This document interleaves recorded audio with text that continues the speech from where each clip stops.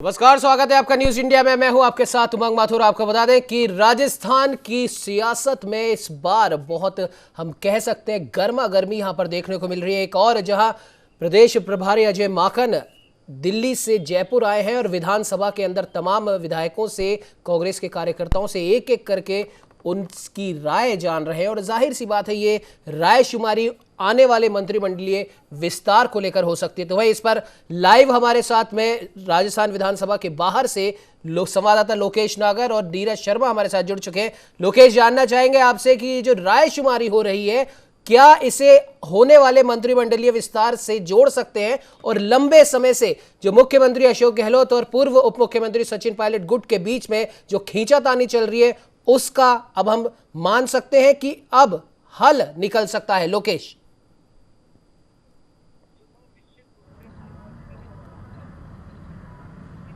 जी उमंग, निश्चित रूप से 2.5 वर्ष पहले जब राजस्थान में कांग्रेस की सरकार बनी थी तभी से राजस्थान में असंतोष देखा जा रहा था। मुख्यमंत्री अशोक गहलोत और सचिन पायलट के बीच मुख्यमंत्री पद को लेकर दरार थी। उसी का नतीजा था कि 1.5 वर्ष पहले पॉलिटिकल क्राइसिस राजस्थान में हुआ, सरकार को बाड़ेबंदी में जाना पड़ा और एक बार ऐसा लगा था कि राजस्थान में कांग्रेस सरकार नहीं बचा पाएगी और कहीं ना कहीं सचिन पायलट की अदावत के चलते राजस्थान में सरकार खोनी पड़ेगी कांग्रेस को। लेकिन सचिन पायलट अपने समर्थक विधायकों के साथ पार्टी आलाकमान से मिले और एक सहमति बन गई थी जिसमें सचिन पायलट को यह आश्वस्त किया गया था कि उनके सम्मान का पार्टी में पूरा ख्याल रखा जाएगा, साथ ही उनकी जो सरकार में सहभागिता है उसे भी पूर्ण रूप से राजस्थान में जारी रखा जाएगा।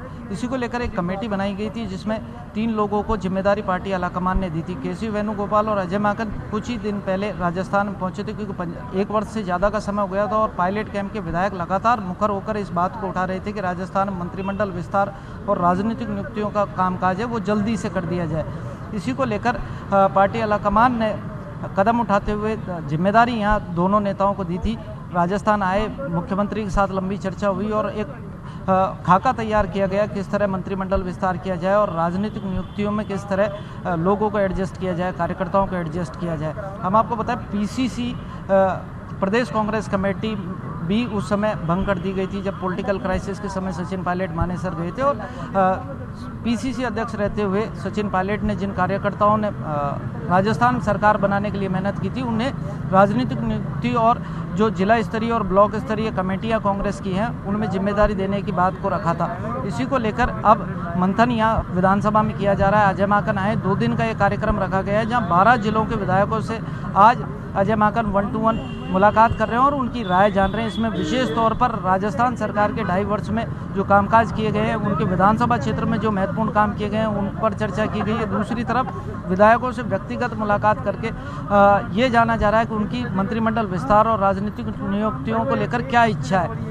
इसका सबसे बड़ा कारण ये है कि जिस तरह से पहले पॉलिटिकल क्राइसिस के समय कांग्रेस में 2 खेमे दिखे थे तो पार्टी आलाकमान चाहती है कि राजस्थान में स्थिर सरकार हो और बचे हुए समय में ज़्यादा से ज़्यादा जनता से जुड़े हुए काम किए जा सके जिससे राजस्थान में एक बार दोबारा कांग्रेस की सरकार की वापसी हो।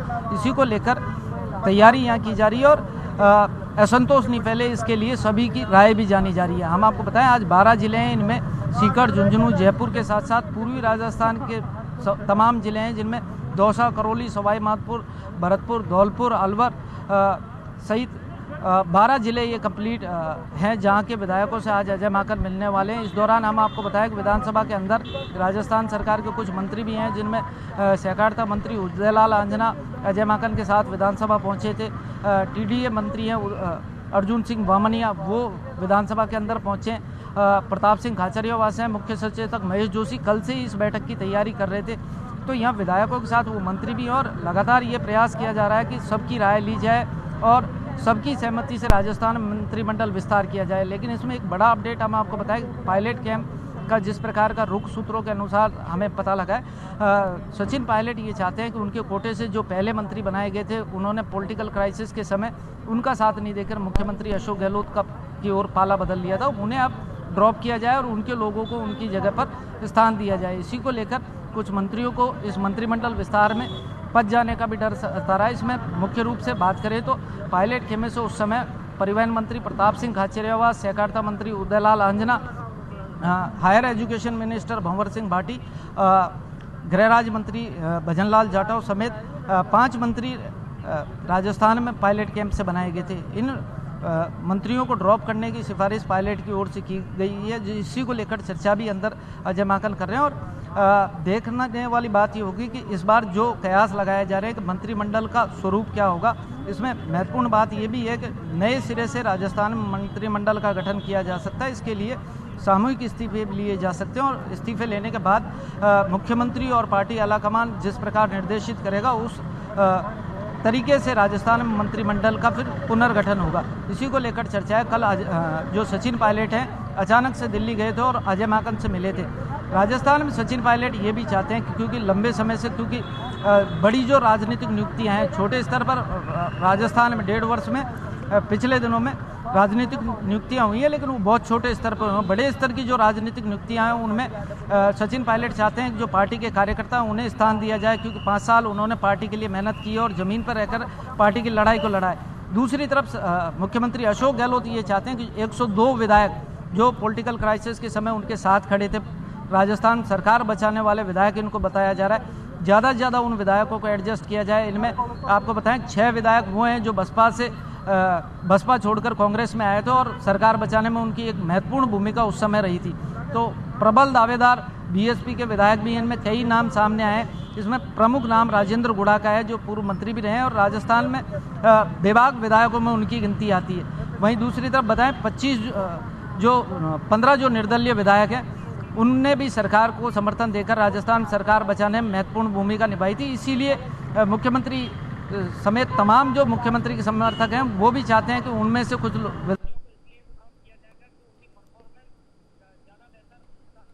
जी बिल्कुल लोकेश, बिल्कुल आपने सही कहा। कहीं ना कहीं अब देखने वाली बात यह होगी कि लंबे समय से जो खींचतान चली आ रही है राजस्थान की राजनीति में, उसका हल शायद अब निकल सकता है। और जाहिर सी बात है कि जो फॉर्मूला यहां पर कांग्रेस आलाकमान ने पंजाब में दिखाया है 2 असंतुष्टों को एक मंच पर लाने का, कहीं ना कहीं उसी फॉर्मूले पर अभी राजस्थान में यहां पर काम किया जा रहा है। और इसी बीच में खबर यह भी निकलकर सामने आ रही है कि मुख्यमंत्री अशोक गहलोत ने आज दोपहर 3 बजे तमाम अधिकारियों की भी मीटिंग बुलाई है। उसमें अधिकारियों के साथ साथ तमाम विधायक भी शामिल हो सकते हैं, ऐसा सूत्रों के हवाले से खबर आ रही है। और साथ ही साथ उस मीटिंग के अंदर घोषणा पत्र में, चुनाव के समय जो घोषणा पत्र था उसमें जो भी वायदे किए गए थे उनमें से कौन कौन से वायदे पूरे हुए हैं, कौन से नहीं हुए हैं, उन पर चर्चा की जाएगी। और रायशुमारी के दिन जब अजय माकन रायशुमारी कर रहे हैं तमाम विधायकों के साथ में मिलकर, और उसी दिन दोपहर में 3 बजे मुख्यमंत्री अशोक गहलोत के द्वारा ये रिव्यू मीटिंग बुलाना, जिसमें कौन से वायदे पूरे हुए कौन से नहीं है उस पर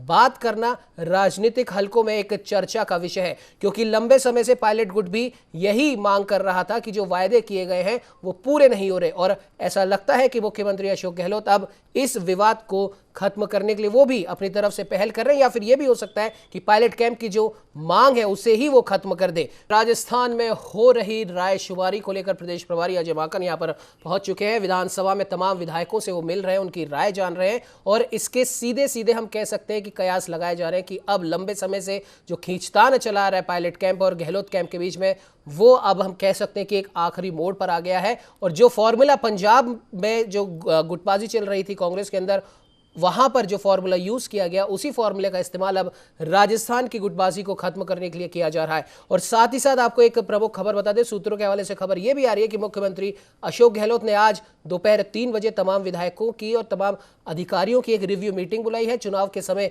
जो भी वायदे किए गए थे, घोषणा पत्र में जो भी वायदे किए गए थे, उनमें से कितने वायदे हैं जो अभी बचे हुए हैं उनको लेकर एक मीटिंग की जाएगी।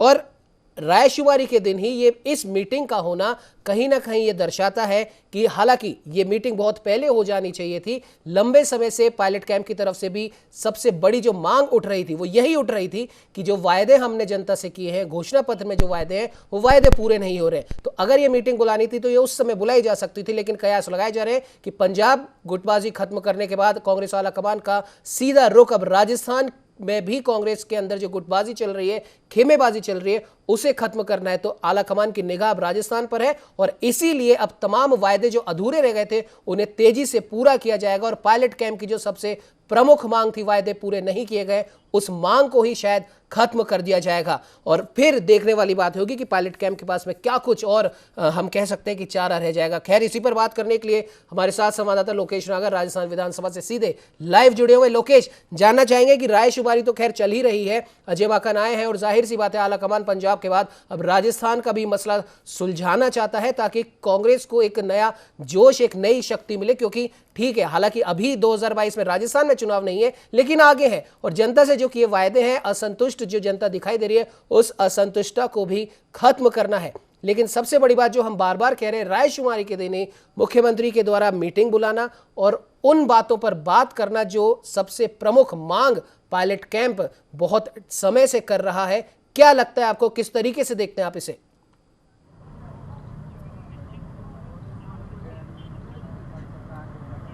जी उमंग, निश्चित तौर पर पंजाब में सियासी संकट को सुलझाने के बाद अब पार्टी आलाकमान का सीधा फोकस राजस्थान पर है और मुख्यमंत्री अशोक गहलोत आज मुख्यमंत्री आवास पर मंत्रियों की बैठक ले रहे हैं। एक रिव्यू मीटिंग बुलाई गई है जिसमें चुनाव घोषणा पत्र के दौरान जो कामकाज किए गए थे उनकी समीक्षा की जाएगी। हमारे साथ संवाददाता नीरज जी भी मौजूद हैं, लगातार इस खबर पर अपडेट नीरज जी ले रहे हैं। नीरज जी, किस तरह से देखते हैं इधर अजय माकन की मीटिंग और उधर मुख्यमंत्री अशोक गहलोत की मीटिंग? देखिए, मुख्यमंत्री अशोक गहलोत ने जो आज बैठक बुलाई है वो मंत्रिपरिषद की बैठक दोपहर 3 बजे से शुरू होगी और वो बैठक चुनावी जो जन घोषणा पत्र था उसकी क्रियान्विति को लेकर के है। तो आज की जो बैठक है उसको हमें इस रूप में देखना चाहिए कि जन घोषणा पत्र के अब तक कितने वादे पूरे हो गए उसको लेकर के बैठक होगी। लेकिन सियासी गलियारों में ये चर्चा है कि मुख्यमंत्री भी एक अपना फीडबैक जो है वो इन विधायकों के साथ में अनौपचारिक रूप से इस बैठक के बाद में ले सकते हैं। तो निश्चित रूप से सरकार की एक कवायद है कि मंत्री जो हैं उनका फीडबैक लिया जाए, मंत्री अभी तक के कार्यों से कितना संतुष्ट हैं और क्या वो चाहते हैं अभी आगे आगामी जो दिन है उसमें कौन कौन से काम ऐसे जो हैं उनको प्राथमिकता के आधार पर तय किया जाए। क्योंकि कोरोना का एक लंबा काल रहा था और कोविड काल के अंदर सरकार का बहुत सारा राजस्व जो है वो कोरोना के मैनेजमेंट के अंदर रहा था। पूरे देश के अंदर ये महामारी जो है पूरे विश्व भर के अंदर रही थी। भारत के अंदर इसका जो मैनेजमेंट है, राजस्थान उसने काफ़ी अच्छा इसके अंदर परफॉर्मेंस दिया है। प्रधानमंत्री नरेंद्र मोदी को भी राजस्थान मॉडल की जो है वो तारीफ करनी पड़ी थी। लेकिन एक बहुत बड़ा बजट जो था वो सरकार का इस कोविड के अंदर चला गया और अन्य चीज़ों से फोकस जो है वो हटा। सरकार भी इस चीज़ को मानती है। अब वो गाड़ी जो है वापस से पटरी पर लाने की कोशिश सरकार की ओर से की जा रही है। तो मुख्यमंत्री अशोक गहलोत भी जन घोषणा पत्र के वादों को लेकर के पूरा फीडबैक अपने मंत्रियों के साथ में, सहयोगियों के साथ में लेने वाले हैं। आज प्रदेश कांग्रेस के प्रभारी अजय माकन जो है वो लगातार फीडबैक अलग अलग विधायकों का ले रहे हैं। अभी अभी रफीक खान जो कि जयपुर के आदर्श नगर से आने वाले कांग्रेस के विधायक हैं वो बाहर आए। उन्होंने न्यूज़ इंडिया से रूबरू होकर के ये जानकारी दी है कि कई तरह के सवाल पूछे गए। उन्होंने इनकार नहीं किया कि क्या राजस्थान में कुछ बदलाव को लेकर के चर्चा की जा रही है। उन्होंने बोला कई सारे प्रश्न थे, अधिकारियों को लेकर के भी जो है वो प्रश्न थे, परफॉर्मेंस कैसी है, ब्यूरोक्रेसी कैसा काम कर रही है, जो विधायक हैं उनकी क्या इच्छा है, आगामी दिनों में क्या काम किए जा सकते हैं, बोर्ड निगम आयोग में जो राजनीतिक नियुक्तियां होनी है, जिला और ब्लॉक स्तर पर जो नियुक्तियां होनी है, इन तमाम को लेकर के नाम भी मांगे गए हैं। तो इन तमाम फीडबैक प्रदेश प्रभारी अजय माकन की ओर से लिया गया है। कल से ही व्यवस्थाएं जो है मुख्यमंत्री अशोक गहलोत की ओर से करवाई गई थी। सरकारी मुख्य सचेतक महेश जोशी तैयारियों के अंदर लगे हुए थे। एयरपोर्ट से रिसीव करने खुद गोविंद सिंह डोटासरा पीसीसी चीफ पहुंचे थे अजय माकन को। आज बारिश का माहौल था लेकिन पहले सीपी जोशी के साथ में अजय माकन ने चर्चा करी। हालांकि एक महत्वपूर्ण बात यह भी है कि आज ये बैठक पीसीसी में ना होकर के विधानसभा सदन के अंदर हुई है। इसको लेकर के भी सवाल उठ रहे हैं कि अजय माकन जो कि गैर सरकारी पद के व्यक्ति हैं, संगठन के व्यक्ति हैं, आखिर विधानसभा में उन्होंने कैसे ये बैठक कर ली और अलग अलग मंत्री विधायक है कांग्रेस को उनको बुला लिया। लेकिन विधायक रफीक खान का इस मामले में ये तर्क था कि कांग्रेस विधायक दल के जो नेता हैं उनकी उपस्थिति के अंदर सारी चीजें जो हैं ये हो रही है। पीसीसी चीफ खुद मौजूद थे, जो सरकारी मुख्य सचेतक हैं वो भी यहाँ पर मौजूद थे। उनकी जो कांग्रेस की जो एक बैठक है वो बैठक यहाँ पर रखी गई थी। तो निश्चित रूप से पहले सीपी जोशी से मिलकर के आए हैं, परमिशन ली होगी, उसके बाद ही इस प्रकार का फीडबैक का कार्यक्रम रखा है। तो आज दिन भर ये फीडबैक का कार्यक्रम चलने वाला है। कल भी ये कार्यक्रम चलेगा। पहले शुरुआत इसकी जयपुर जिले से हुई है, उसके अलावा अन्य जो जिले हैं उनसे भी पूरा फीडबैक यहाँ पर लिया जाएगा। तो अलग अलग यहाँ पर जो विधायक हैं, मंत्री हैं, वो निकल करके बाहर आए हैं। निश्चित रूप से सभी से मीडिया जो है वो फीडबैक लेने का यहाँ पर कार्य जो है वो कर रहा है। तो लोकेश नागर जो है वो बराबर इस मामले पर नज़र बनाए रखे हुए हैं। हम भी इस पर नज़र बनाए रखे हुए हैं। हम चाहेंगे कि कुछ मंत्री का, विधायकों का जो रिएक्शन है वो भी न्यूज़ इंडिया अपने दर्शकों को सीधा दिखा सके। तो कोशिश ये है कि सीधा इन मंत्रियों को क्या कहना है, विधायकों का क्या फीडबैक है, हम कोशिश करेंगे कि आपको सीधा उनका फीडबैक दिलाएं। विधायक रफीक खान यहाँ पर बाहर आ चुके हैं, हम कोशिश करेंगे उनसे सीधा यहाँ पर फीडबैक दिलवाया जाए। रफीक जी, रफीक खान जो है यहाँ पर मौजूद हैं। इसके अलावा अन्य जो विधायकगण हैं वो भी एक एक करके यहाँ पर बाहर आ रहे हैं, मीडिया से रूबरू हो रहे हैं। इस वक्त जो है हमारे साथ में रूबरू हो रहे हैं यहाँ पर वेद प्रकाश सोलंकी जी। कामकाज हो रहा है, किस तरह से क्षेत्र में कामकाज हो रहा है, कोई नहीं नेतृत्व परिवर्तन को लेके देखो कोई चीज बात नहीं हुई है। आज का जो रायशुमारी है नेतृत्व परिवर्तन के बारे में कोई नहीं है। आपने कहा कि मजबूत कांग्रेस की बात की, ऐसी घटनाक्रम में आपको लगता है कांग्रेस मजबूत हो पाएगी जब पार्टी में कई लोग नाखुश चल रहे हैं? देखिए सबसे बड़ी बात है कांग्रेस कार्यकर्ताओं का मान सम्मान होता है। आला कमान जब कांग्रेस कार्यकर्ताओं की बात सुन रहा है तो सबसे बड़ी बात तो यही है कि कांग्रेस कार्यकर्ताओं की, कांग्रेस विधायकों की बात चल रही है। मैंने आज भी ये बात उठाई है मुख्य रूप से। मैंने कहा है कि जो हमारे जो 120 MLA निर्दलीयों के साथ मिला के जो 102 हमारे साथी है कांग्रेस की, वही पूरी कांग्रेस नहीं है। कांग्रेस के वो साथी भी हैं जो चुनाव हार गए किसी कारणवश, वो साथी भी हैं। तो माकन साहब ने कहा है उनको मिला के हम बातचीत करेंगे, क्योंकि उनकी राय भी महत्वपूर्ण यह है। भाई चुनाव जीतना सब कुछ नहीं है।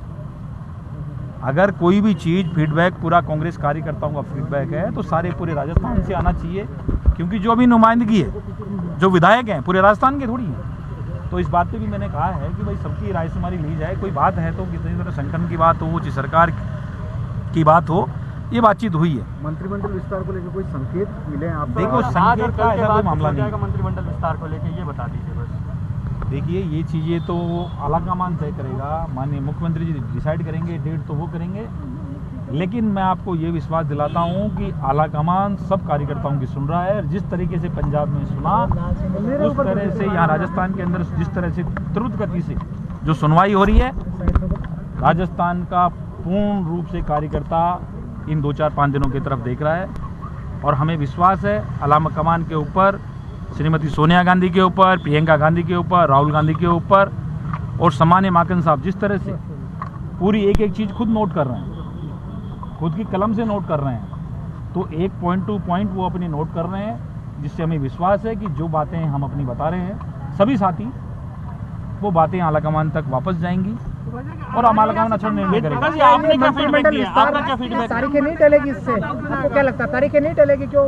अगर कवायद हो रही है फीडबैक की तो क्या लंबा नहीं खींचेगा? देखिए तारीख अगर कोई अच्छा डिसीजन होना हो, कोई अच्छी बात होनी हो, संगठन की मजबूती की बात हो, सरकार दोबारा लाने की बात हो, अगर उसमें 1 तारीख 2 तारीख का गुरूर भी पड़ जाए तो कोई फर्क नहीं पड़ता। लेकिन निर्णय अच्छे होने चाहिए। बात यह है कि जिससे जो मंथन चल रहा है वो मंथन पूरा हो और अच्छे निर्णय हो, और सरकार जो कामकाज कर रही है उसको गति से सब लोग मिलकर आगे बढ़ाएंगे, तब सरकार दोबारा आएगी।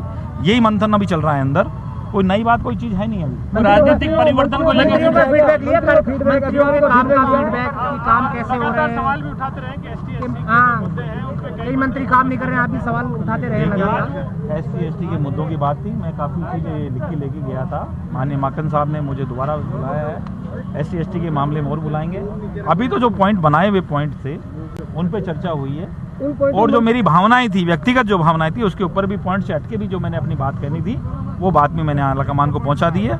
इसी तरह से जो बातें होंगी और जिस तरह से कल तक जो मंथन होगा उस मंथन में कोई अच्छा निकल के आएगा, ये विश्वास कांग्रेस कार्यकर्ता। मंत्री BD कल्ला के बारे में फीडबैक दिया है? देखिए मंत्री जी सभी मंत्री हैं, सब समान हैं। जो फीडबैक देना था वो अंदर दे दिया, और आप सब लोग जानते हैं हम साथी जो अपने अपने फीडबैक दे रहे हैं, तो हमसे ज़्यादा फीडबैक आपके पास है। आप अपनी तरफ से अपना फीडबैक भी देते रहिए, क्योंकि आपको देख के भी फीडबैक तो लेगा नहीं आलाकमान। तो आप भी अगर अच्छा करोगे, आप भी देंगे, तो वो भी आलाकमान फीडबैक लेगा।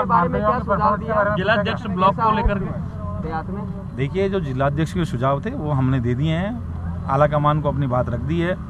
जो पूछा सबकी बातों का जवाब दे दिया।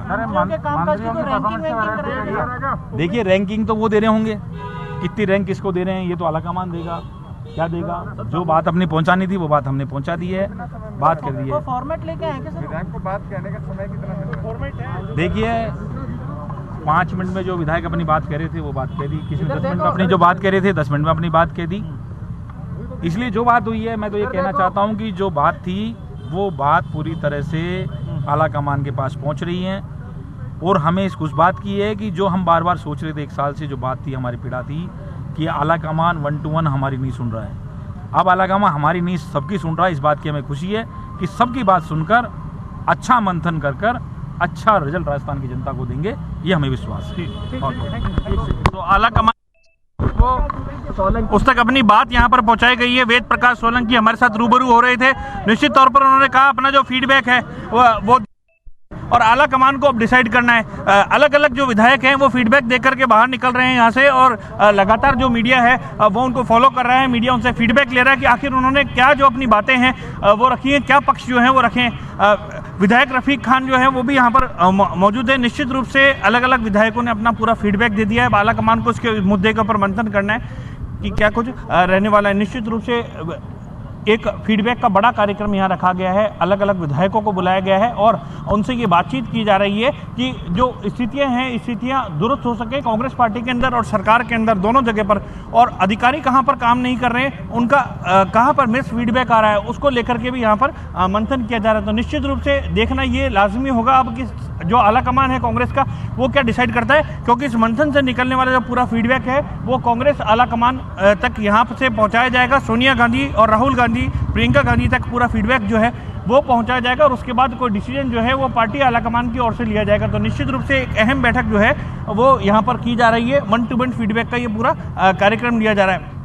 अलग अलग विधायकों से मशवरे जो हैं वो विधानसभा सदन के अंदर बाहर अलग से एक कक्ष जो है वहाँ पर बुलाकर के लिए जा रहे हैं। प्रदेश कांग्रेस के प्रभारी अजय माकन, गोविंद सिंह डोटासरा, इसके साथ ही वरिष्ठ जो सरकार के अंदर कैबिनेट मंत्री हैं, उन काबीना मंत्रियों के अलावा अन्य जो विधायक गण हैं उनको यहाँ पर बुलाया जा रहा है। अलवर, झुंझुनू, अलग अलग जिलों के जो विधायक हैं वो भी यहाँ आएंगे और उसके बाद में अपना पूरा फीडबैक जो है फीडबैक लेने का काम करेंगे। तो निश्चित रूप से महत्वपूर्ण आज की ये बैठक मानी जा रही है कांग्रेस पार्टी के लिहाज से और संगठन के लिहाज से। निश्चित रूप से अब देखना ये होगा कि क्या फीडबैक जो है इनसे आला कमान को मिला है, क्योंकि बेहद व्यक्तिगत और गोपनीय मुलाकात जो है उसके रूप में से जाना जा रहा है और पूरा फीडबैक जो निकल करके आएगा उसके आधार पर आला कमान को भी अपनी रिपोर्ट तैयार करनी है। तो निश्चित रूप से देखने वाली बात यह है कि पार्टी आला कमान जो है इस मामले पर क्या अपना निर्णय लेती है और उसके आधार पर क्या एक्शन होता है। माना यह भी जा रहा है कि कई विधायकों ने ये शिकायत करी है कि ब्यूरोक्रेसी जो है वो उनके काम नहीं करती है, कई मंत्री जो हैं वो सुनवाई नहीं करते हैं और उसको लेकर के कई विधायक जो हैं वो परेशान भी हैं। हमारे संवाददाता लोकेश नागर भी यहाँ लगातार हमारे साथ जुड़े हुए हैं। लोकेश, जो फीडबैक निकल करके आया है, विधायकों ने ये बताया कि हमने पूरा फीडबैक अपना दे दिया है और वो गोपनीय फीडबैक था, 1 to 1 मुलाकात की गई। अब आला कमान को डिसीजन लेना है।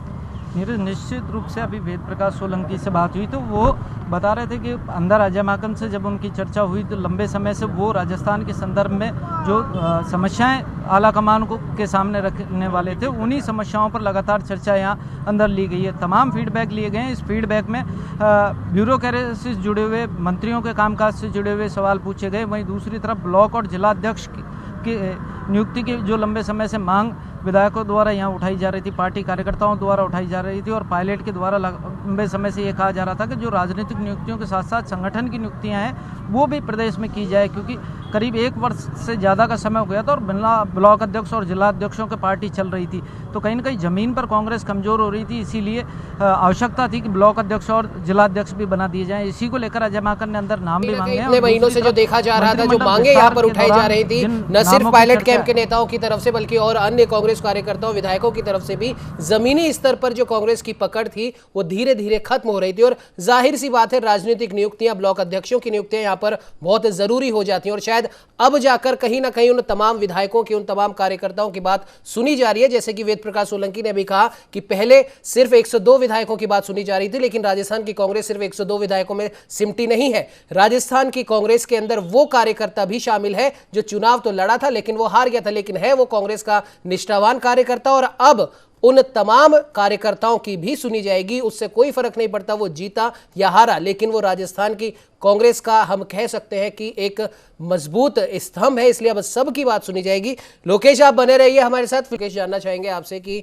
ठीक है, चलिए अब जाकर रायशुमारी हो रही है राजस्थान कांग्रेस के अंदर, जैसे कि हमने पहले भी बात करी थी, तमाम जो विवाद चल रहा है, जो खींचतान चल रही है, उसे भी अब पंजाब फॉर्मूले की तरह ही हल यहाँ पर करना चाहते हैं और इसी वजह से अजय माकन साहब तमाम विधायकों से, कांग्रेस कार्यकर्ताओं से 1 to 1 मुलाकात कर रहे हैं। सबकी जो हम कह सकते हैं जो समस्याएं हैं, जो बातें हैं, जो उन्हें अपनी रखनी थी आला कमान के आगे, वो रख रहे हैं। लेकिन सबसे बड़ी बात लोकेश यहाँ पर देखने वाली है कि बार बार हम इस पर इसलिए चर्चा कर रहे हैं क्योंकि अचानक से एक तो कल बहुत सारे अधिकारियों के तबादले कर दिए गए, कई नए लोगों की नियुक्तियां कर दी गई, और दूसरा अब जबकि रायशुमारी हो रही है, जब वो समय आ गया है कि अजय माकन अब खुद एक एक विधायकों से, मंत्रियों से, कार्यकर्ताओं से मिल रहे हैं, उसी बीच में मुख्यमंत्री अशोक गहलोत एक मीटिंग बुलाते हैं दोपहर में 3 बजे अपने आवास पर, जिसमें घोषणा पत्र में किए गए वो वादे जो अधूरे थे उन्हें पूरा करना है। अब राजस्थान का विवाद और मुख्यमंत्री अशोक गहलोत की ये मीटिंग और अभी इस समय चल रही रायशुमारी, इन तीनों को अगर मिलाकर देखें तो किस प्रकार से देखते हैं आप इसे?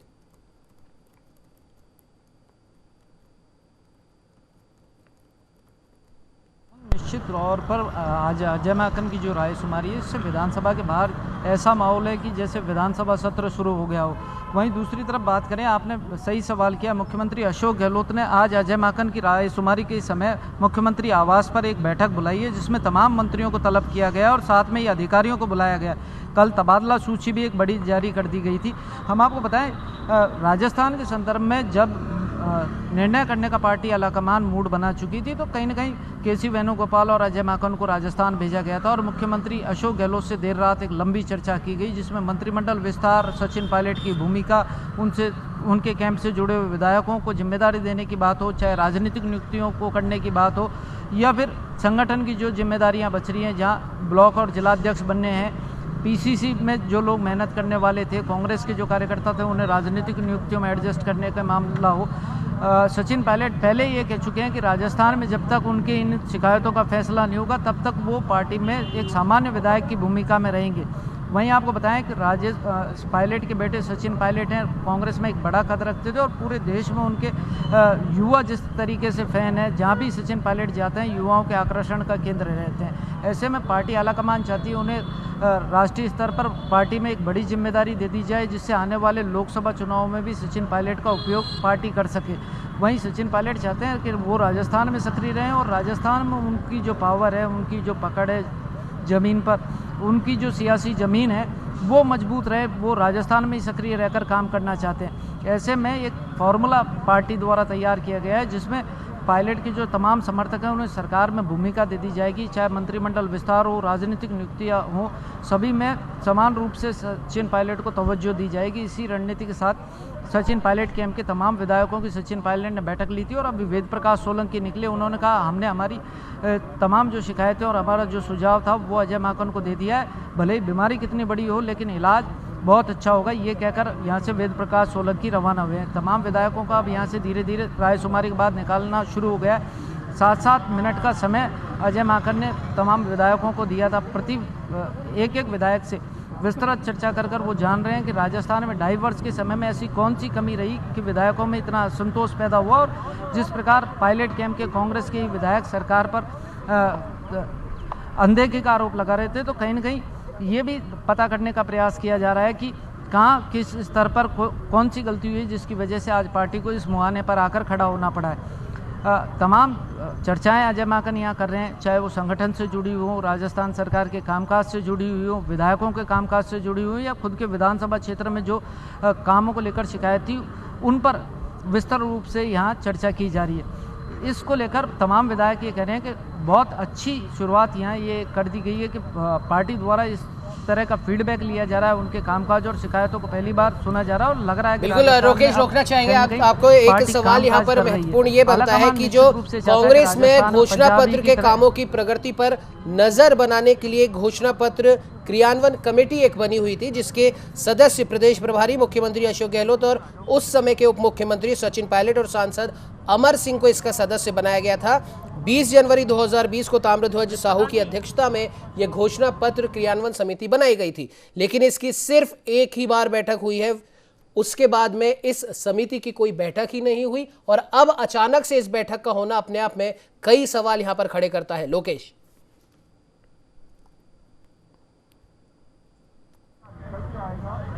निश्चित रूप से मुख्यमंत्री अशोक गहलोत बहुत सारे कामों को ऐसों को अनदेखा कर रहे थे जिन्हें करना राजस्थान में चाहिए था, लेकिन दोनों की लड़ाई के चक्कर में यहाँ जनता फंस रही थी। ये देख रहे थे लगातार ऐसे विधायकों का बयान सामने आ रहा था। खुद कांग्रेस के विधायक इस बात को कह रहे थे कि सरकार के कामकाज को लेकर उनकी शिकायत है, वो दिल्ली जाकर पार्टी आलाकमान से इन शिकायतों को कर चुके थे। तो राजस्थान के संदर्भ में निश्चित रूप से पार्टी आलाकमान द्वारा निर्देश दिया गया कि 2.5 वर्ष पहले जो वादे राजस्थान की जनता के साथ किए गए थे उन्हें राजस्थान की सरकार को पूरा करना और किस तरह कितना कामकाज डाइवर्स के समय में राजस्थान सरकार ने इन कामों को लेकर किया है, इसका भी फीडबैक पार्टी आलाकमान द्वारा मांगे गए। इसीलिए मुख्यमंत्री अशोक गहलोत ने आज सीएमआर में ये बैठक बुलाकर तमाम विधायक और अधिकारियों से इस पूरे संदर्भ में चर्चा की है। हम आपको बताएं कि 2 वर्ष में मुख्यमंत्री अशोक गहलोत ने जितने विधायकों को काम किए हैं वो वाकई में आज तक के इतिहास में इतने काम विधायकों के नहीं किए गए। ये निश्चित रूप से इसी से जोड़ के देखा जा रहा है कि सचिन पायलट और मुख्यमंत्री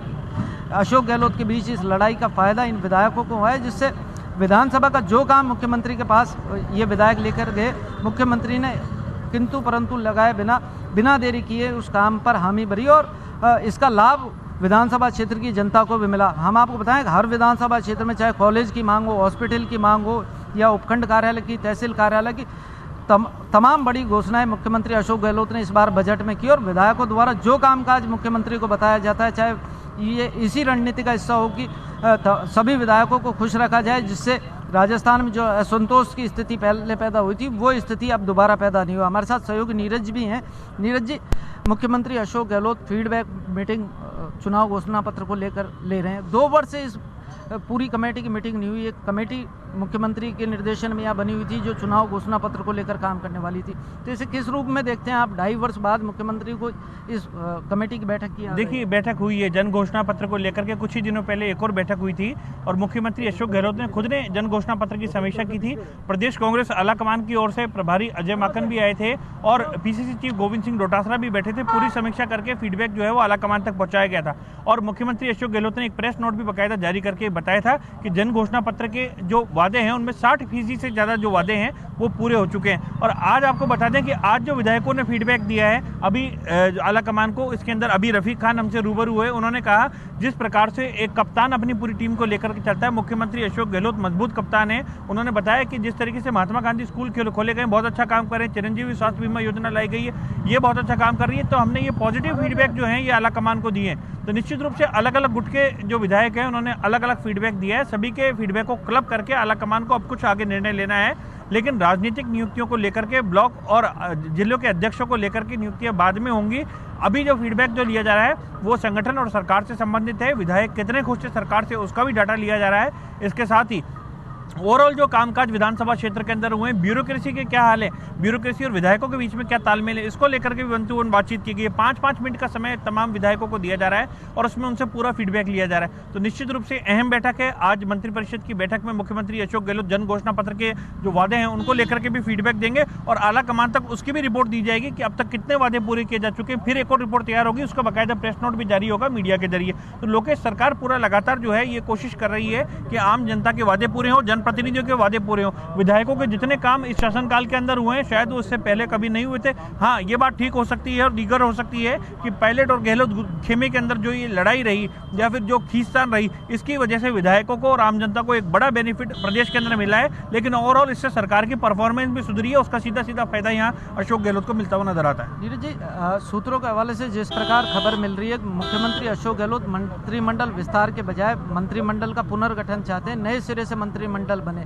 इसमें किस तरह से देखते हैं? हेमाराम का भी इस्तीफा हुआ, हाल ही में हेमाराम का बयान आया कि यदि सरकार उन्हें मंत्री की जिम्मेदारी देती है तो वो निश्चित रूप से पार्टी आलाकमान का जो निर्णय होगा उसका स्वागत करेंगे। देखिए, ये भी कांग्रेस आलाकमान यानी सोनिया गांधी और अशोक गहलोत, राजस्थान के अंदर मुख्यमंत्री अशोक गहलोत हैं। अपने उनके मंत्रिमंडल के अंदर कौन कौन रहेगा ये मुख्यमंत्री का विशेषाधिकार होता है। सोनिया गांधी का जो फीडबैक आएगा, कांग्रेस आलाकमान का जो फीडबैक आएगा, उसके आधार पर मुख्यमंत्री अपनी एक राय बनाएंगे और मुख्यमंत्री अशोक गहलोत को ही अपना कैबिनेट जो है वो चूज करना है, कौन मंत्री बनेगा कौन नहीं बनेगा। लेकिन पर्दे के पीछे जो होता है वो होता ये है कि कांग्रेस की आलाकमान जो है वो काफ़ी हावी रहती है और वहाँ से कुछ फीडबैक आता है और उस आधार पर एडजस्टमेंट होते हैं। ये बात किसी से छुपी नहीं है, दबी नहीं है। बीजेपी में भी यही होता है, जब जब सत्ता बनती है, जिस पार्टी की सरकार आती है, मुख्यमंत्री तय कर दिया जाता है। लेकिन मुख्यमंत्री अपने मंत्री बनाने से पहले अपनी पार्टी की आलाकमान जो होती है उससे जरूर फीडबैक लेता है, उसी के आधार पर निर्णय होते हैं। तो मुख्यमंत्री अशोक गहलोत ने भी बता दिया कि हमने तमाम ये जो काम है अब तक कर दिए हैं। राहुल गांधी ने जो जन घोषणा पत्र के जो वादे किए थे उनमें 60% से ज़्यादा वादे जो है वो वो करीब 6-7 महीने पहले पूरे हो चुके थे। और अब जो फीडबैक दिया जाएगा उसमें वो वादे जो हैं उसमें कौन कौन से और इम्प्लीमेंटेशन हो गए वो सारा और भी खाका जो है वो तैयार करके दिया जाएगा। निश्चित रूप से कांग्रेस आलाकमान को भी संतुष्ट किया जा रहा है कि राजस्थान के अंदर जो सरकार है वो अच्छा काम कर रही है, उसको लेकर के विधायकों से फीडबैक जो है वो लिया जा रहा है। आलाकमान को जो फीडबैक देने वाले हैं ज़्यादातर जो है वो मंत्री विधायकों ने और राज्य मंत्रियों ने अलग अलग जो फीडबैक जो है वो उनको दिया है। राजस्थान में जो जयपुर से शुरुआत की गई है, राजधानी जयपुर का क्या परफॉर्मेंस रहा वो आलाकमान के पास लगभग अब तक लग चुका है। इसके बाद अन्य जो जिले हैं उनका भी फीडबैक जाएगा। यहाँ तक पायलट खेमे की बात रही, वेद प्रकाश सोलंकी से ही बात हुई, हमारी अन्य विधायकों से बात हुई, वो भी अभी तक खुल करके नहीं बोल पा रहे क्या समस्या जो है उनके सामने है। हालांकि उन्होंने कहा हमने आलाकमान को अपना फीडबैक दे दिया है, निर्णय अब आलाकमान को करना है। तो इस प्रकार की बात जो है वो कही जा रही है। जो खुलकर के गतिरोध की स्थिति बन रही थी वो इस वक्त दबी हुई है क्योंकि पार्टी आलाकमान की ओर से फीडबैक ले रहा है। आशा उम्मीद उन्होंने जताई है, हमें आशा और उम्मीद है कि जल्दी सब कुछ अच्छा होगा, जो चीज़ें दुरुस्त होनी है उन चीज़ों को दुरुस्त कर दिया जाएगा। हालांकि कई ऐसे विधायक थे जो कि गहलोत के खेमे के थे, लेकिन उनके क्षेत्र में काफ़ी ज़्यादा विकास के काम हुए हैं। जैसे बात करें तो इंदिराज गुर्जर के क्षेत्र की, बात करें तो कृष्णा पूनिया की, बात करें तो वेद प्रकाश सोलंकी की। तो इन तमाम विधायकों ने मुख्यमंत्री अशोक गहलोत की तारीफ भी करी है कि क्षेत्र के अंदर काम हुए हैं। लेकिन ओवरऑल इन्होंने क्या फीडबैक आलाकमान को दिया है, वो क्या चाहते हैं, उनकी क्या शर्तें हैं, किस आधार पर वो कांग्रेस के साथ आगे तक बने रहेंगे, जुड़ाव रहेगा, इसको लेकर के जो फीडबैक है वो आलाकमान के पास गोपनीय रूप से गया है।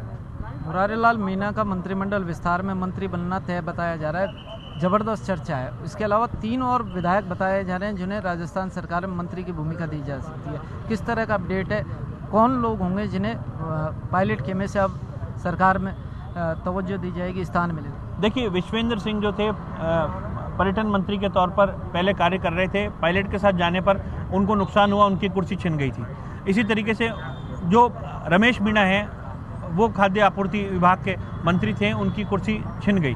अब मीणा समाज से एक सीट गई तो उसकी जगह उस सीट की भी भरापूर्ति करनी है। मुरारीलाल मीणा का अच्छा फीडबैक है, कल मुख्यमंत्री अशोक गहलोत से भी वो मिलकर के आए हैं, तो इसलिए चर्चाएं तेज हैं कि उन्होंने जाकर के अपनी जो बात है मुख्यमंत्री के समक्ष रखी है और ये बताया है कि यदि मुझे मंत्री बनाया जाता है तो मेरी तरफ से क्या क्या जो सरकार के लिए जो बातें हैं वो कही जाएंगी, पब्लिक के अंदर क्या फीडबैक रहेगा, तो इस प्रकार का फीडबैक लिया जाता है।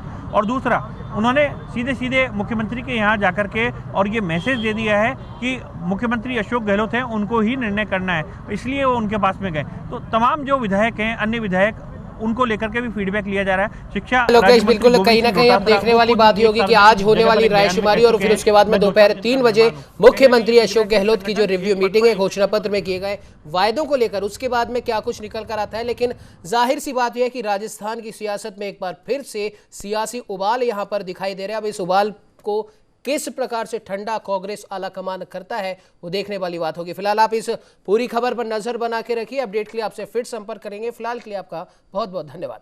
चलिए अब आपको सीधे लिए चलते हैं उत्तर प्रदेश की राजधानी लखनऊ, जहां पर मुख्यमंत्री योगी आदित्यनाथ ISDA 2021 शिखर सम्मेलन को संबोधित कर रहे हैं। उड़ान योजना के तहत विभिन्न जनपदों में हवाई अड्डों का विकास वर्तमान में कराया जा रहा है। ईस्टर्न डेडिकेटेड फ्रेट कॉरिडोर तथा western dedicated freight corridor Uttar Pradesh से गुजरते हैं। राज्य में दादरी, बोड़ाकी तथा वाराणसी में multi modal logistic transport hub की स्थापना भी वर्तमान में कराई जा रही है।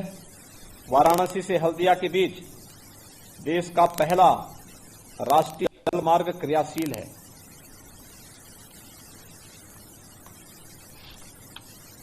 रीजनल रैपिड ट्रांजिट सिस्टम के तहत प्रदेश में दिल्ली, गाजियाबाद, मेरठ कॉरिडोर का निर्माण प्रगति पर है।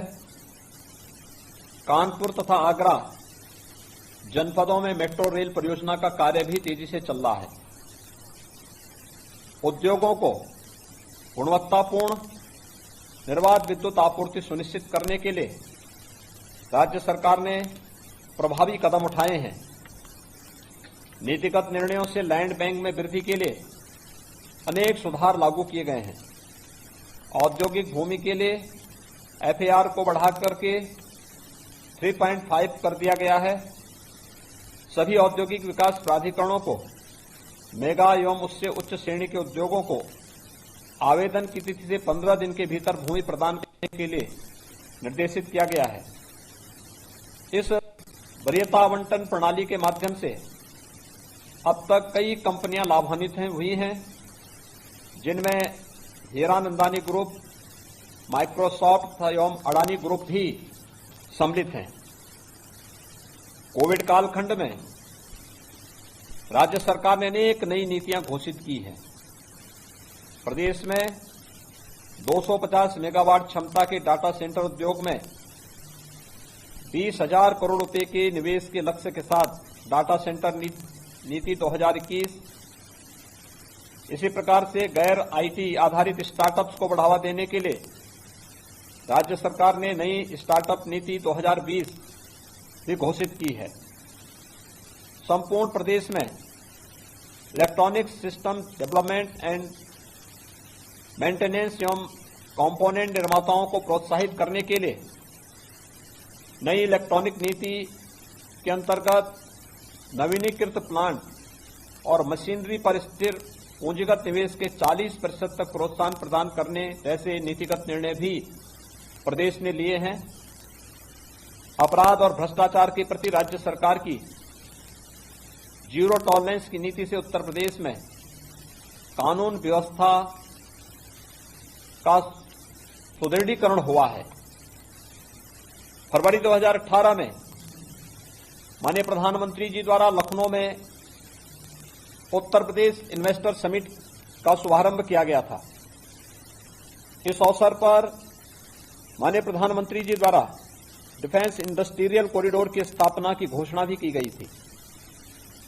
इन्वेस्टर समिट से प्राप्त 4.68 लाख रुपए के निवेश प्रस्तावों में से 3 लाख करोड़ रुपए के एमओयू क्रियान्वयन के विभिन्न चरणों में वर्तमान में हैं। आदरणीय प्रधानमंत्री जी की मेक इन इंडिया की संकल्पना को साकार करने में डिफेंस इंडस्ट्रियल कॉरिडोर की महत्वपूर्ण भूमिका है। यह कॉरिडोर रक्षा उत्पादन के क्षेत्र में देश को आत्मनिर्भर बनाने में सहायक सिद्ध होगा। Uttar Pradesh defence industrial corridor एक ग्रीनफील्ड परियोजना है। यह परियोजना मात्र डिफेंस तथा एरोस्पेस उद्योग के लिए ही नहीं अपितु क्षेत्र में स्थापित उन एमएसएमई इकाइयों तथा स्टार्टअप्स के लिए भी लाभकारी होगी जो रक्षा क्षेत्र से संबंध नहीं रखते। ऐसी इकाइयां तथा स्टार्टअप रक्षा उत्पादन के क्षेत्र में उपलब्ध अवसर को प्राप्त करने के लिए डिफेंस इंडस्ट्रियल कॉरिडोर के माध्यम से रक्षा उत्पादन इकोसिस्टम से जुड़ सकते हैं। उत्तर प्रदेश एमएसएमई क्षेत्र की इकाइयों की संख्या में देश में सर्वाधिक संख्या उत्तर प्रदेश में है। एमएसएमई सेक्टर में प्रत्यक्ष व अप्रत्यक्ष रूप से प्रदेश में लगभग 3 करोड़ लोग इस क्षेत्र में कार्यरत हैं।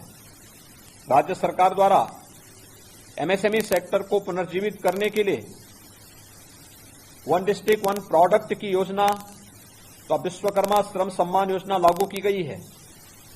इन योजनाओं के उत्साहजनक परिणाम प्राप्त हो रहे हैं। प्रदेश की अर्थव्यवस्था में एमएसएमई सेक्टर के महत्व को देखते हुए राज्य सरकार निरंतर इस सेक्टर को और भी सुदृढ़ कर रही है। वर्तमान सरकार द्वारा बैंकों से समन्वय स्थापित करते हुए अब तक 70,69,000 से अधिक एमएसएमई इकाइयों को 2,17,000 से अधिक धनराशि का ऋण भी उपलब्ध कराया गया है। डिफेंस इंडस्ट्रियल कॉरिडोर में निवेश प्रोत्साहित करने के लिए राज्य सरकार ने उत्तर प्रदेश रक्षा तथा एरोस्पेस इकाई एवं रोजगार प्रोत्साहन नीति 2018 लागू की है। इस नीति को और अधिक आकर्षक बनाने के लिए दिसंबर 2019 में कई महत्वपूर्ण संशोधन भी किए गए हैं। Uttar Pradesh defence industrial corridor में निवेश के प्रोत्साहन के लिए नीतियों के अंतर्गत प्रदान की जा रही अनेक प्रकार की छूट एवं सब्सिडी से उत्तर प्रदेश सरकार देश में एक मार्गदर्शक की भूमिका निभा रही है।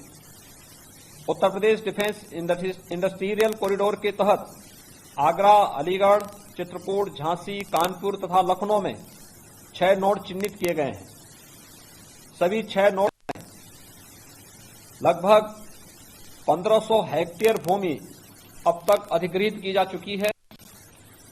इस परियोजना के प्रति निवेशकों एवं उद्यमियों के उत्साह को देखते हुए हमने यह निर्देश दिया है कि जहां पर भूमि की मांग अधिक है वहां भूमि का क्रय भी किया जाए।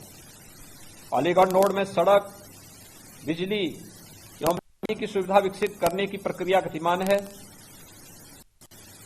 अलीगढ़ नोड में लगभग 74 हेक्टेयर भूमि अधिग्रहित की गई है, जिसका लगभग पूर्ण रूप से आवंटन 19 इकाइयों में हो चुका है, जिसके माध्यम से लगभग 1500 करोड़ रुपए का निवेश प्रदेश में संभावित है।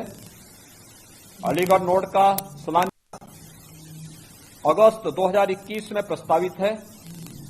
Uttar Pradesh defence industrial corridor के विकास में माननीय प्रधानमंत्री जी तथा माननीय रक्षा मंत्री जी का निरंतर मार्गदर्शन प्राप्त हो रहा है। फरवरी 2020 में उत्तर प्रदेश की राजधानी लखनऊ में आयोजित डिफेंस एक्सपो का 11वां संस्करण सफलतापूर्वक आयोजित किया गया, जो अपने आप में एक यूनिक इवेंट था। डिफेंस एक्सपो 2020 अपनी श्रेणी का अब तक का सबसे बृहद। तो अभी आप सुन रहे थे मुख्यमंत्री योगी आदित्यनाथ को, जो कि अपने सरकार की अभी तक की जो तमाम उपलब्धियां हैं, जो योजनाएं हैं जो पूरी हो चुकी हैं या जो अभी क्रियान्वयन के दौर में है, उन तमाम बातों का एक प्रेस वार्ता में उल्लेख कर रहे थे। फिलहाल इस बुलेटिन में इतना ही। देश दुनिया की तमाम खबरों की जानकारी के लिए आप बने रहिए हमारे साथ और देखते रहिए न्यूज़ इंडिया।